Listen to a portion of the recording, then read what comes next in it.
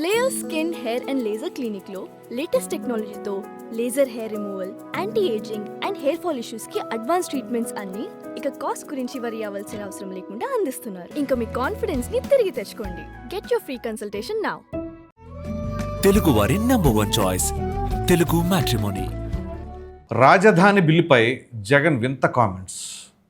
వివరాల్లోకి వెళ్తే జగన్మోహన్ రెడ్డి ఎవరండి? మాజీ ముఖ్యమంత్రి, ఒక పార్టీ అధినేత.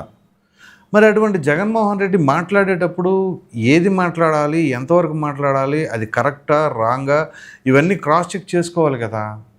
ఇక్కడ ప్రధానంగా ఏంటి అంటే, దేశంలో ఉన్న రాష్ట్రాలన్నీ ఒక ఎత్తు, ఒక ఆంధ్రప్రదేశ్ ఒక ఎత్తు. ఎందుకు ఇలా అంటున్నానంటే, మన రాష్ట్ర విభజన తీరు తెలుసు కదా ఎలా జరిగిందో. పార్లమెంట్ తలుపులు వేసి మరీ, లైట్లు ఆఫ్ చేసి మరీ బిల్లు పాస్ చేసిన ఘనత. అప్పుడు ఈ రాజకీయ నాయకులందరూ కూడా ఎవరికి వాళ్ళు గప్చుప్ సాంబార్ బుడ్డే, అప్పుడు పెద్దగా ఎవరు మాట్లాడలా. సరే, ఇది అలా ఉంటే ఇప్పుడు ఈరోజు పార్లమెంట్లో బిల్లు ప్రవేశపెడుతున్నారు.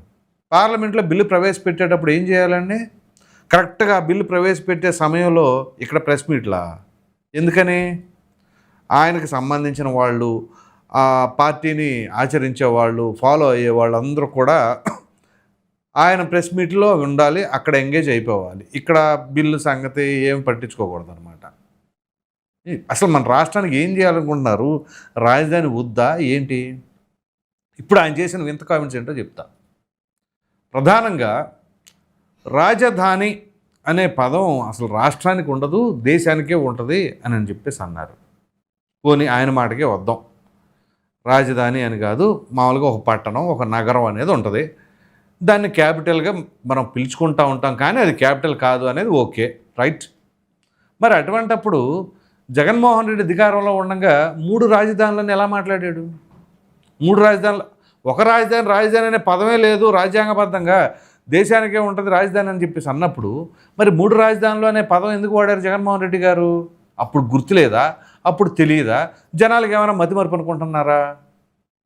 3 రాజధానులు, executive capital, legislative capital, judicial capital అని చెప్పేసి ఆ పదాలు వాడింది ఎవరు? ఇదే జగన్మోహన్ రెడ్డి కదా అసెంబ్లీ సాక్షిగా మాట్లాడింది. మరి ఇప్పుడు వచ్చేసి అసలు క్యాపిటల్ అనే పదమే లేదు అని చెప్పేసి ఎలా అంటారు? ఇది ఒక ఎత్తు. ఇక దాని తర్వాత అసెంబ్లీలో తీర్మానం ఎందుకు చేశారు? వీటన్నిటికీ నేను వివరణిస్తాను తర్వాత. అసెంబ్లీలో తీర్మానం ఎట్లా చేస్తారు? తీర్మానం చేస్తే ఇప్పుడు మీరు అసెంబ్లీలో తీర్మానం చేయగలిగినప్పుడు భవిష్యత్తులో ప్రభుత్వం మారితే మేము తీర్మానం చేయలేమా? ఇప్పుడు మీరు ఏ అధికారంతో చేశారో అదే తరహాలో మేము కూడా చేస్తామని చెప్పేసి అంటారు. అంటే అమరావతి అనే దాన్ని అసలు ఇప్పటికీ మేము ఒప్పుకోం, అది ఫిక్స్, రాసి పెట్టుకోండి. ఆంధ్రప్రదేశ్ రాష్ట్ర ప్రజలందరూ కూడా డిసైడ్ అయిపోండి. ఇక నేను 3 రాజధానులు ఇవన్నీ అంటలా, ఆయన డైరెక్ట్గా అమరావతి మాత్రం కాదు అనేదే ఫిక్స్. ఇక తర్వాత అంశం, ఈ రాజధానికి సంబంధించిన దాంట్లో పార్లమెంట్లో బిల్లు పాస్ చేయటం ఏంటి? అది రాష్ట్ర పరిధిలో ఉన్నటువంటి అంశం, రాష్ట్రానికి సంబంధించిన అంశం. ఇవి ఈయన చేసిన కామెంట్స్. ఇప్పుడు మనం అసలు విషయాలు మాట్లాడుకుందాం. అంటే ఎందుకు ఈ విధంగా పార్లమెంట్లో బిల్లు ఎందుకు పాస్ చేయాల్సి వస్తుంది అనేది నేను చెప్పాను కదా ఈ వీడియో మొదల్లోనే. మన రాష్ట్ర పరిస్థితి వేరు, మిగిలిన రాష్ట్రాల పరిస్థితి వేరని. సో అప్పుడు తెలంగాణలో వచ్చిన డిమాండు, మా రాష్ట్రం మేము విడిపోతామని చెప్పేసి వాళ్ళు అన్నప్పుడు సరే రాష్ట్రాన్ని విభజించారు. విభజించిన తరుణంలో ఏం జరిగింది? ఆంధ్రప్రదేశ్కి రాజధాని లేకుండా అయిపోయింది. అప్పుడు చట్టబద్ధత కల్పిస్తూ చట్టం చేసింది పార్లమెంట్. అప్పుడు ఏమని? హైదరాబాద్ ఉమ్మడి రాజధానిగా ఉంటుంది ఒక 10 ఏళ్ల పాటు అని చెప్పేసి ఓ చట్టం చేశారు. అక్కడ చట్టబద్ధత కల్పించారుగా ఎవరు? పార్లమెంట్ వేదికగా. మరి అటువంటప్పుడు జూన్ 2, 2014 రాష్ట్రం విడిపోయింది. ఇదే జూన్ 2, 2024 అంటే మరలా అప్పటికి 10 సంవత్సరాలు పూర్తయిపోయింది. జూన్ 1, 2024తో ఆ 10 ఏళ్ళు పూర్తయిపోద్ది. సో 2 జూన్ 2024 నుంచి హైదరాబాద్ అనేది కేవలం తెలంగాణకి మాత్రమేగా. అది ఆల్రెడీ మన హైదరాబాద్ అనేది మన ఆంధ్రప్రదేశ్కి సంబంధం లేదు. ఇక అది పరిస్థితి. అందు గురించి ఇంకొంతమంది మేధావులు ఉంటారు, వాళ్ళ పేర్లు ఎందుకు కానీ బాగా చదువుకున్న వాళ్ళు, ఆ వృత్తిలో ఉన్న ఈ వృత్తిలో ఉన్న వాళ్ళు కూడా తెలియదు. ఇదే గెజెట్ 14 నుంచి 19 మధ్యలో ఎందుకు చేయలేదంటే అప్పుడు ఉమ్మడి రాజధానిగా ఉంది హైదరాబాదు, అందుకని అప్పుడు చేయడానికి సాధ్యపడదు. ఆ మినిమం బేసిక్ సెన్స్ కూడా లేకుండా మాట్లాడుతూ ఉంటారు. ఇక దాని తర్వాత ఈ ఎపిసోడ్లో ఇక్కడ ఏదైతే ఈ జూన్ 1, 2024కి హైదరాబాద్ అనేది ఇక తెలంగాణకి మాత్రమే పరిమితం అయిపోయింది, ఆంధ్రప్రదేశ్కి సంబంధం లేదు. సో అటువంటప్పుడు ఆల్రెడీ అక్కడ చట్టబద్ధత కల్పించింది 10 ఏళ్ల పాటు పార్లమెంటు. మరి అటువంటప్పుడు ఇక్కడ ఏం చేయాలి? ఖచ్చితంగా అసెంబ్లీలో తీర్మానం చేయాలి. అది రాష్ట్ర ప్రభుత్వం తీసుకున్న నిర్ణయంగా అసెంబ్లీ తీర్మానాన్ని పరిగణించాలి. ఆ తదుపరి చట్టం చేస్తుంది అక్కడ ఎవరు? పార్లమెంట్లో. ఆల్రెడీ ఉమ్మడి రాజధానిగా హైదరాబాద్ చేసింది ఎవరు? పార్లమెంట్లోనే. అటువంటప్పుడు మరలా దీన్ని రివైజ్ చేసి ఇలా అమరావతి రాజధాని అని చెప్పి చేయవలసింది ఎవరు? పార్లమెంటు. అందు గురించి వాళ్ళ పార్లమెంట్లో బిల్లు ప్రవేశపెడుతుంటే అసలు కేంద్రానికి ఏం సంబంధం? అది రాష్ట్ర పరిధిలోని అంశం కదా అంటే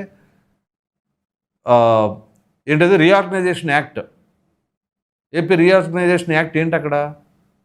మరి దానికి సంబంధించి అసలు రాష్ట్రం ఏ రకంగా విభజించారు ఏంటి తెలుసు కదా. అందు గురించే కదా అప్పుడు చట్టబద్ధత. అక్కడ జరిగిన మిస్టేక్ ఏంటంటే అట్ ద సేమ్ టైం ఈ ప్రత్యేక హోదాని కూడా అప్పుడే చట్టం చేసినట్లయితే బాగుండేది. మన ఆంధ్రప్రదేశ్లో నాయకుల గురించి మాట్లాడాలంటే ఇప్పుడు కాదులేండి, అప్పుడు అధికార పార్టీలో ఉండి కాంగ్రెస్ పార్టీలో ఉండి రాష్ట్రాన్ని సర్వనాశనం చేశారు. సరే, వాళ్ళ పాపాన వాళ్ళు పోతారనుకున్నారు, కాంగ్రెస్ పార్టీ భూస్థాపితం అయిపోయింది. కానీ ఇప్పుడు మరి ఈ పార్టీల్లో ఆ పార్టీలో ఉండి ఇంకా రాష్ట్రాన్ని అధపాతాళానికి తొక్కేయాలనుకుంటే ఎలాగా? అంటే రాష్ట్రానికి రాజధాని పనిలే, ఏమి పనిలే, మనం ఉండగా ఏమి చెయ్యం, 3 రాజధానులను మాత్రం పేరు పెట్టి మాట్లాడుతూ ఉంటాం. అందుగురించే ఇక్కడ కనీసం జగన్మోహన్ రెడ్డి గారు మాట్లాడేటప్పుడు మనం ఇక్కడ రాష్ట్రానికి సంబంధం లేదని అంటున్నాము, కేంద్రానికి సంబంధం లేదు అని చెప్పి రాష్ట్ర పరిధిలోని అంశం అంటున్నాము. మరి ఇవన్నీ చెప్తా ఉన్నప్పుడు 3 క్యాపిటల్స్ అని ఎలా అంటాము? అప్పుడు పార్లమెంట్ ఏం చేసింది?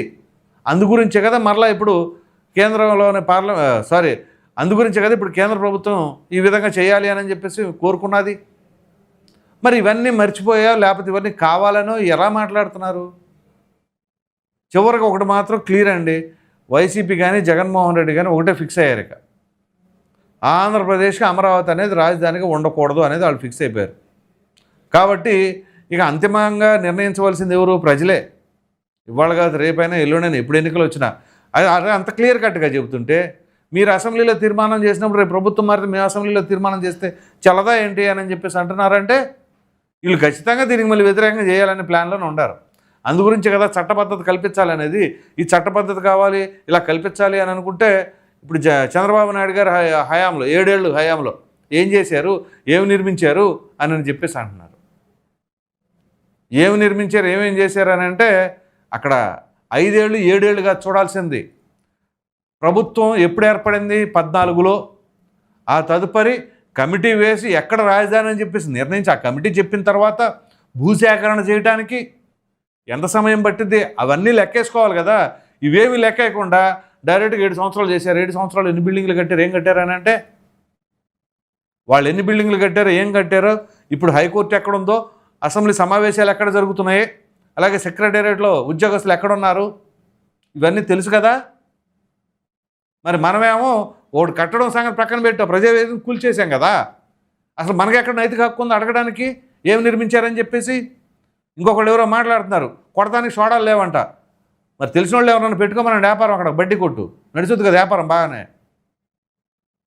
ఇలా ఉంటుందన్నమాట. ఎంతకాడికి కాకులు గద్దల్లాగా పొడిచి రాష్ట్రాన్ని నాశనం చేద్దామనే ఆలోచన తప్ప, అరే మన రాష్ట్రం ఈ రకంగా అధోగతి పాలైపోయి ఉండేమే, ఓ పక్కన రాజధాని లేదు, సరైన మనకు ఆర్థిక పరిస్థితి లేదు.